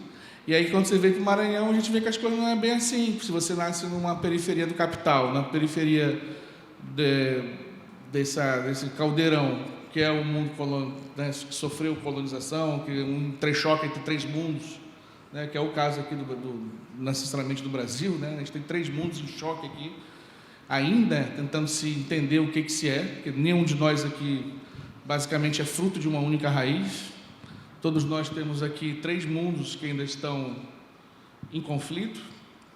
Então, eu acho que é isso. É o que é ser um indivíduo no sul global, ser alguém que trabalha com imagem no sul global.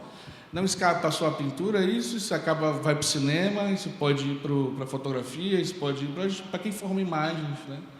E a música faz muito isso, na verdade, né? E o que eu acho mais incrível é a ritualística, a espiritualidade, ela faz muito isso. São os teatros mesmo, onde você tem lá a face luminosa e a face obscura, onde você tem o nascimento e você tem a morte. Quer dizer, a gente nunca escapa, cara. O cérebro é um só, seja de onde for. Então, eu estou divagando pra caramba, porque eu acho que eu perdi o fio da meada do negócio, e eu não consigo te explicar de outra forma, senão formal, que vai ser chata, entendeu? Então eu prefiro ficar indo no lance de que não tem nada de especial nisso e que todos nós pensamos... É ser o que é no sul global, é você ser gerado no sul global, é isso. Seja aqui, seja no Vietnã, seja no Benin, seja na China, sabe? Eu acho que é isso.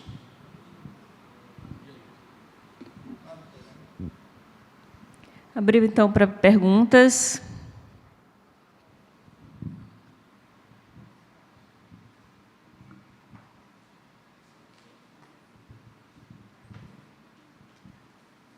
Oi. Bom dia a todos. Na verdade, não é uma pergunta, eu só queria que expressar assim, a minha quase emoção mesmo, assim, porque quando eu fui para o Nordeste Expandido em Recife, uma coisa da mesa que eu participei foi eu falei um pouco sobre essa alegria de juntar todo mundo aqui para se encontrar, para conversar, e eu estou muito feliz, assim, não conheci o trabalho do Yuri, e já conheci o trabalho do Cláudio, do Jandir, do Tiago, então eu queria só dizer que é uma alegria imensa, assim, estar junto de vocês aqui, tá bom? E, enfim, passar a palavra aí para quem quiser. Oi, gostei muito das falas. A minha pergunta é para o Yuri, mas só para pontuar assim, a fala dos três, achei muito importante, porque, enfim, a gente vive um momento muito preocupante politicamente, de intolerância, de apagamento sucessivos, instrumentos de apagamento de culturas, de religiões, enfim. É uma coisa que eu acho que ninguém estava esperando voltar com tanta força e elas estão aí. E um dos lugares de resistência é realmente a arte, o pensamento contemporâneo, enfim. Mas a pergunta que eu queria fazer para o Yuri você fez um filme sobre a festa, né? E eu fiquei em dúvida, porque assim, sou tão natural, sua pesquisa e tal. Você já foi fazer um filme lá ou você estava lá e disse, vou fazer um filme? A primeira vez que eu tive em São Luís foi por conta da Funarte, que tinha um projeto Redes de oficinas, né? E eu dei umas oficinas pela região nordeste e do norte do Brasil. E aí foi a primeira vez que eu fui a Alcântara. Não pensando em filme. Aí voltei uma segunda vez e fui direto para Alcântara, que foi esse 2009, né, que foi quando eu conheci Dona Batissá. E nessa ida, né, a esse restaurante, hoje ela já faleceu, né, e ela que me conta a história de Alcântara, né, e aí eu começo a pensar que gostaria de filmá-la e de fazer esse filme. Isso foi em 2009, e eu fui fazer o filme em 2014. E nesse intervalo entre 2009 e 2014, eu voltei diversas vezes a Alcântara. Conheci, enfim, várias pessoas que lá moravam, Sereio, né, a família Sereio, que tinha várias pessoas da família Sereio. Enfim, e eu já estava com um projeto, então, meio que desenhado. Como eu disse, o filme não tem um roteiro, mas tinham pontas soltas dessas notas. Não é um filme exatamente sobre a festa, mas foi no período da festa, e a festa atravessa o filme, mas não é um filme propriamente sobre a festa. E era, assim, eu tinha esse projeto, desejo de fazer o filme, mas não tinha recurso. Quando eu fui convidado para fazer parte da Bienal de São Paulo, esse foi um projeto comissionado pela Bienal. Então, a Bienal me convida e eu faço uma contraproposta, que ao invés do trabalho que tinha sido escolhido pela curadoria, eu proponho me pagarem a possibilidade de fazer um filme com uma pequena equipe. E aí eu volto em 2014, mais uma vez, aí sim, já tendo feito uma pesquisa mais aprofundada, que eu já vinha fazendo, né? E foi uma grande surpresa, na verdade, porque o que a gente tinha de imagens, a Jane falou algumas coisas que eu acho que são muito pertinentes também de retomar para pensar o filme, que uma das primeiras perguntas de um desses cadernos é assim: as imagens não são inocentes, é preciso desconfiar das imagens. E toda vez que a gente voltava a ver as festas do Divino e ler sobre a história de Alcântara, a ideia do tempo morto, da cidade morta, eu me indagava, né? Assim, morta para quem, né? Assim, cidade morta para quem? E é um pouco isso que Jane falou, né? De pensar numa espécie de deslocamento dessas imagens clichês, estigmatizantes, né? Que aí sim fazem com que essa cidade, pelo menos do ponto de vista discursivo, esteja morta, de fato, essa narrativa, né? E quando você chega lá, tem uma vida que pulsa, uma cidade que pulsa, e daí afora. Então, é isso, assim, foi um filme que foi sendo feito longamente, pelo menos enquanto projeto, pensamento, idas e vindas. E aí lá fiquei 20 dias nesse último momento, que foi durante todo o período de 15 dias da festa, né? E alguns dias depois da festa. Não sei se eu te respondi, mas... Vamos fazer um comentário sobre isso aqui? Tá ligado? Não, e assim, esse teu vídeo que mostrou na Bienal, ainda tivemos um probleminha com um crítico retrógrado lá de São Paulo, lembra? Foi uma babaquice lá, não entenderam o meu trabalho nem o teu. A gente estava falando justamente isso aqui, como é que é a dificuldade de querer romper algumas coisas. Eu fiz lá um memorial fúnebre, ele fez um filme, e aí o cara detonou a parada, achava que os índios de Umbanda eram índio americano, olha o papo. Porra, a configuração, como é que eu vou mudar a configuração de um caboclo Birajara de um caboclo Sete Flechas? Não tem como. Tem que ser aquele ali. Quer dizer, a ignorância de incompreensão de todo o imaginário, e saiu lá a crítica do cara. E é uma pessoa proeminente. A gente quis dar uma cara, tu falou para mim, não vamos discutir não, senão vai dar merda isso aí. Mas assim, para te ver, hoje já não tem mais isso. Isso foi em 2014. Hoje já não tem mais isso. Vocês verem como é que as coisas mudaram, já existe um cuidado de se preocupar sobre que imagens são essas, de onde vêm essas imagens, né? O que se pretende. Até 2014 não existia esse ranço mesmo. Assim. Existia uma preguiça de querer compreender esse imaginário. O que é isso? Tá entendendo? Hoje já não tem, hoje as pessoas já olham para aí, vamos ver o que é esse negócio. E aí o que acontece? A primeira coisa era o quê? Ridicularizar. Foi uma ridicularização que o cara fez. O cara era um curador até jovem, né? Da Chilena Seleção. Mas é isso aí. Só para não deixar escapar, porque a gente falou disso ainda agora, sobre de como é difícil para o mundo ocidental e de como a gente ainda tem esses quinta-coluna aí no meio da cultura aí. Vou desligar aqui. Acho que esse não desliga não. Só complementar, sim, né? Porque eu acho que é uma pontuação bem importante dessa incompreensão ocidental de lidar com essas cosmovisões e com esse outro lugar para as imagens, que talvez esteja atrelada ao próprio distanciamento que essas pessoas têm de uma forma de manipular as imagens de uma maneira em que elas realmente têm, eu vou utilizar a palavra espiritual, mas não no sentido apenas religioso, mas mágico e de um atrelamento mesmo entre o corpo, né, que vive e as imagens que nós carregamos, né, os sonhos que nós tecemos, né, tanto os sonhos rememorados das noites quanto os sonhos de projeção para o futuro, né? Então,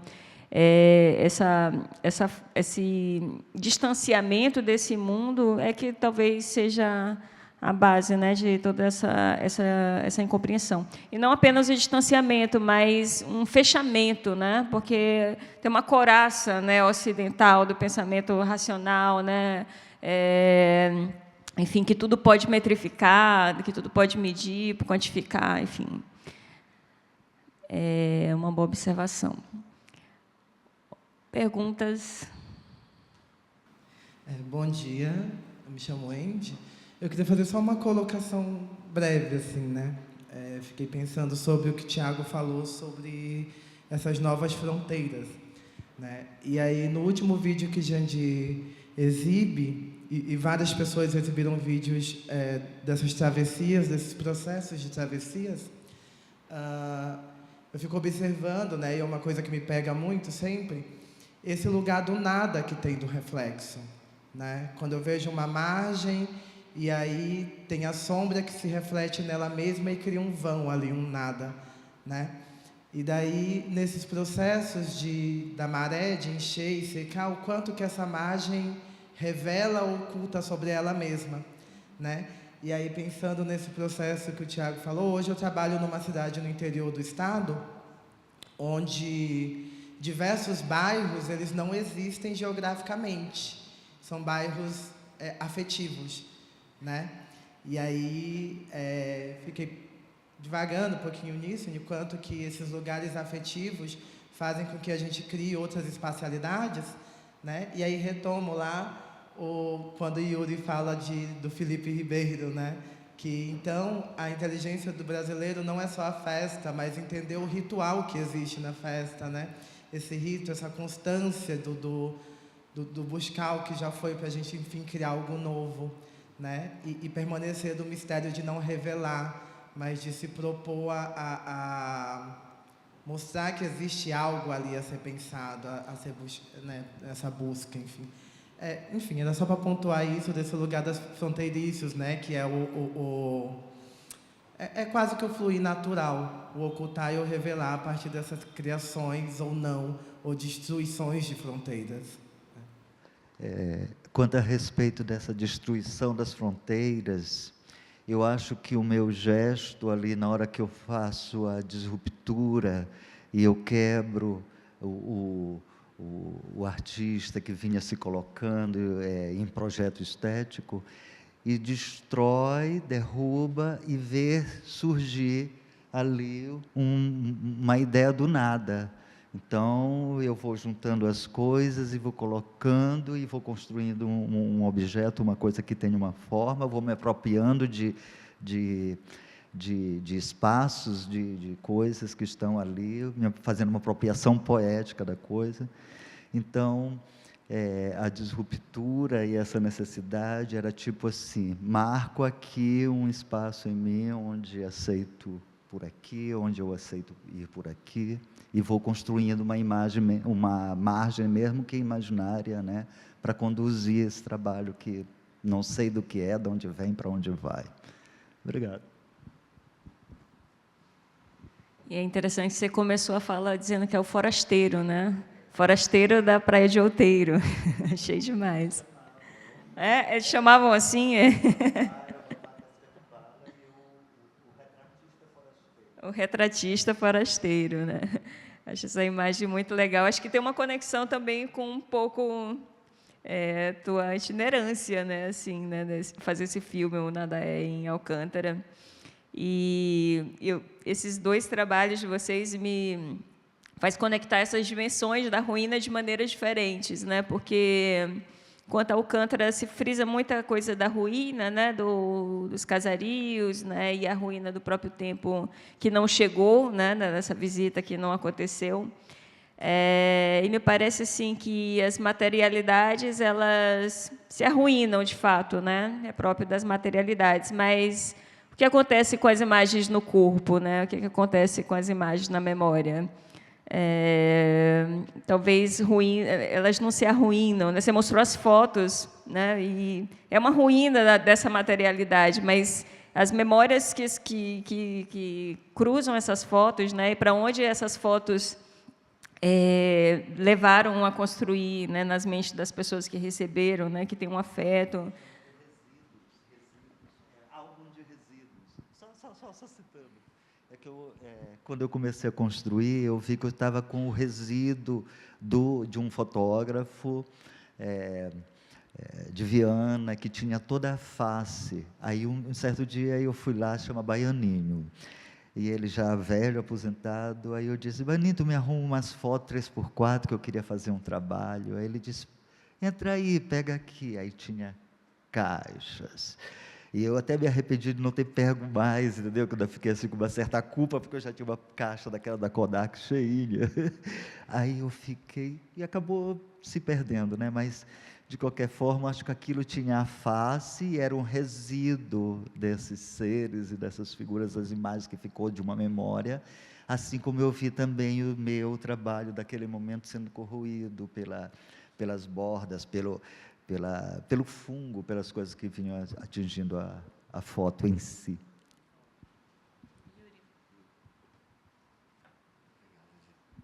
Só um pequeno comentário assim, sobre esse resíduo, né? A força que resiste nesse resíduo, né? Um comentário, talvez, tangenciando aqui as questões da ruína também,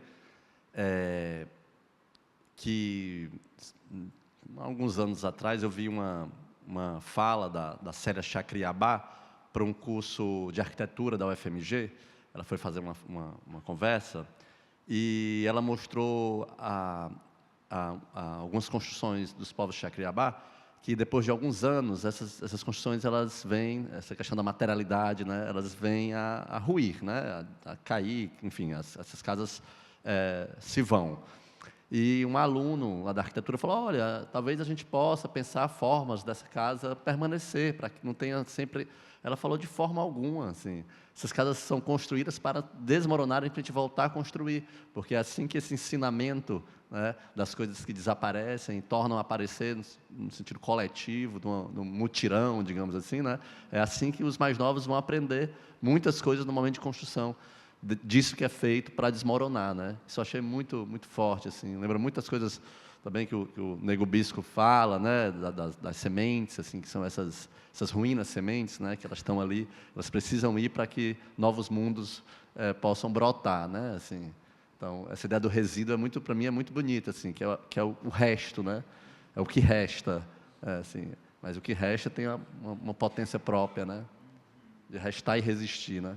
Só complementando, que é engraçado você falar do Antônio Bispo, né, que me fez pensar isso também, porque ruína, a gente está remetendo aí, falou-se muito das ruínas do mundo ocidental, né, desse poder imperial que a gente observa na pele, né, o colapso, né. Mas o Antônio Bispo, ele vai falar algo interessante, né, no livro dele, que ele chegou num determinado lugar e tinha uma plaquinha, né, lixo orgânico. Ele: como assim lixo orgânico? Porque tudo aquilo que volta para a Terra e a Terra consome não é lixo, né? Então, o que é a ruína? Ela está atrelada a esse resíduo, mas aquilo que resta e talvez tenha uma certa dificuldade de se reincorporar de onde veio, né? Então, essa imagem da casa que é a todo momento refeita é muito, muito forte, né? Porque traz a importância dessa pedagogia dos fazeres, né? E me parece assim que todos vocês, assim, nessas andanças, né, se colocam nesse lugar de buscar uma outra pedagogia, né? De aprender com outras pessoas que usualmente não estão no lugar dentro dessa sociedade, enfim, né, ocidental que nós estamos aqui tanto comentando e criticando hoje, não assumem normalmente esse lugar de professor, de professora, né? Eles são mestres, são mestras, têm um repertório muito largo, né, de fazer, de saberes, né, que são ancestrais, inclusive, e que buscar isso a partir da convivência talvez seja o percurso possível para se tecer novas imagens, né? Mas não novas imagens do inaugural, mas as imagens outras que se fazem desse recuperar. Lembra um pouco do que diz a Ariela Alzulay sobre a história potencial, né? Que não é estamos criticando essa força imperial que destrói os saberes tradicionais, mas o que mais interessa é saber como esses saberes tradicionais se mantêm, né, pela coletividade, pelo passar, né, de geração em geração e pelo interesse de quem se coloca no lugar de aprender. Oi, Jandi, eu queria, se tu pudesse falar um pouquinho do boi de fogo, porque quando tu falou, eu não entendi muito. Tu falou alguma coisa que tinha se perdido, que alguém tinha falecido, eu não entendi. E tu usou uma palavrinha. Sim. Que eu fiquei curiosa de onde acontece esse boi de fogo, se é na mesma época do São João, e o que seria esse produtor que o ofício, que o saber se perdeu quando ele faleceu. Certo. Tá. Bom, a gente está falando do passa-fogo, que era uma atividade que havia aqui em São Luís, por exemplo, em São Bento, em Viana e outros municípios, no período de São João. Eu lembro que meu nome dele, Humberto, do Maracanã, comentou comigo que a boneca panducha, que não sei se ainda existe, mas até poucos anos existia uma panducha só no boi do Maracanã, que ela era usada exatamente no passa-fogo. Então, em Viana, como aqui, quando tinha um passa-fogo, colocava a panducha dentro, que é tipo um palhaço de palha, uma roupa de palha, e essa panducha não era uma só. No passa-fogo eram várias. O passa-fogo era uma aposta entre vários grupos de bumba-boi. Então, as pessoas iam soltar a carretilha, Carretilha é uma seção de bambu com pólvora dentro, resumindo, né? E essa carretilha solta, ela corre como um busca-pé entre as pessoas, então vários busca-pés e outros tipos de fogos. E o boi tinha que passar pelo meio. Então, para evitar a queimadura, existia essa boneca panducha. Ainda tem fotografia dela, recente. Tinha nos bois da ilha. E ela era usada, encharcava d'água, e ela ficava entre o grupo, várias panduchas, para molhar as pessoas, para aquilo evitar uma queimadura maior, entende?